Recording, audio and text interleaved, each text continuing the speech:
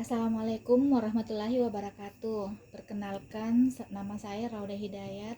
Saya adalah salah satu mahasiswa Universitas Terbuka yang ingin mewawancarai salah satu guru SD tentang pengalaman beliau mengajar di kelas.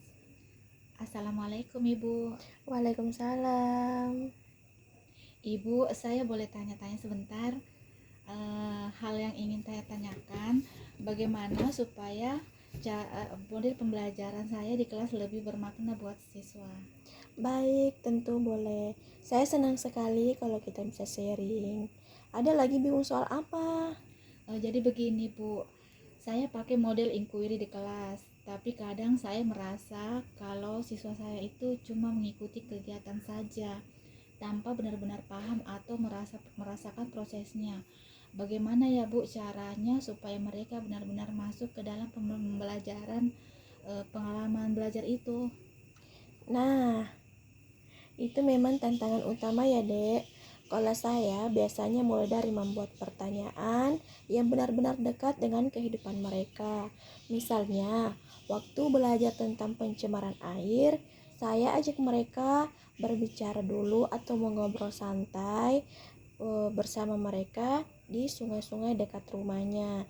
Terus mereka saya minta cari sendiri fakta dan dampaknya.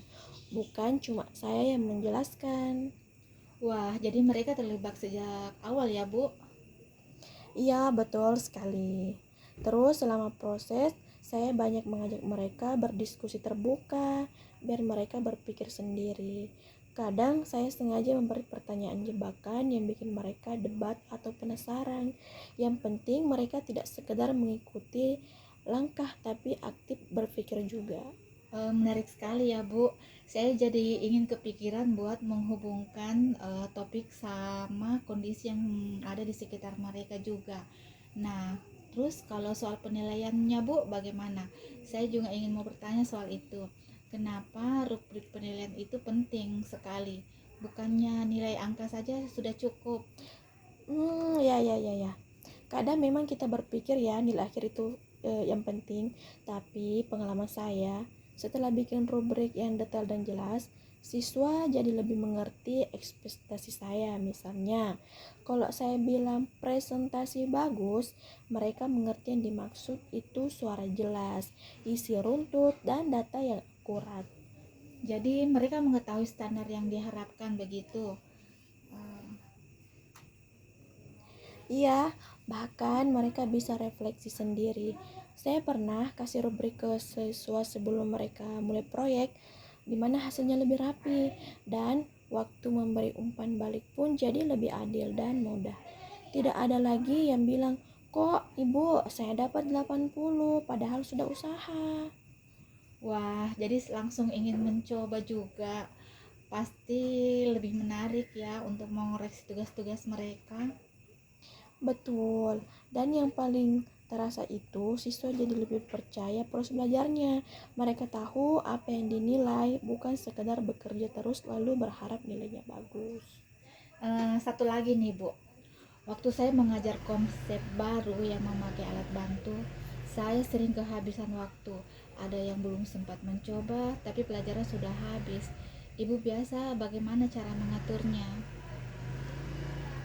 Kalau saya biasanya bagi kelas jadi beberapa kelompok kecil dan atur stasiun alatnya. Jadi mereka bergantian dan saya sudah menyiapkan tugas berdampingan buat yang menunggu giliran.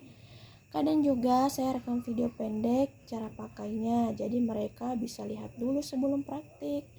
Wah, itu pasti sangat bagus ya Bu. Jadi sambil menunggu giliran, mereka tetap masih bisa belajar.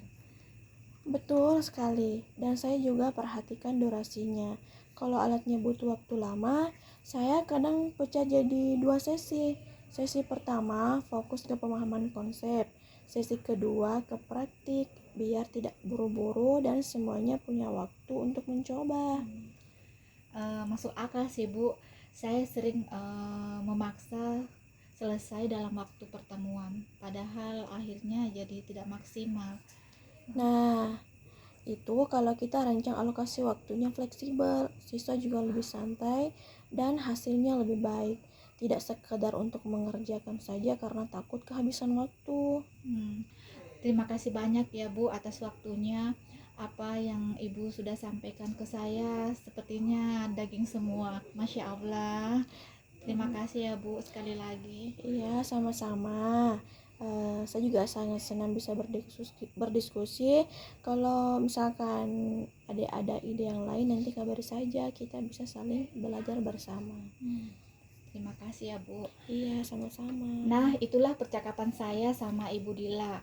Cukup sekian. Wabillahi taufiq wal hidayah. Assalamualaikum warahmatullahi wabarakatuh. Waalaikumsalam warahmatullahi wabarakatuh.